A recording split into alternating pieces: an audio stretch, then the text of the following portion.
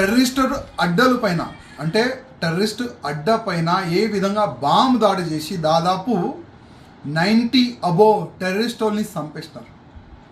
అంటే మా హిందూ మహిళలు బొట్టు తీసేస్తే మా భారత సైన్యం రిజల్ట్ ఏ విధంగా ఇస్తుంది ఇవాళ మన భారత సైన్యం చూపెట్టింది. అదేవిధంగా పహల్గాంలో ఆ టెర్రరిస్టులు భర్తకి ఏ విధంగా చంపినారు మహిళల ముందు, చంపే ముందు ఏం చెప్పినారు వాళ్ళు, మోదీకి చెప్పుకోపో.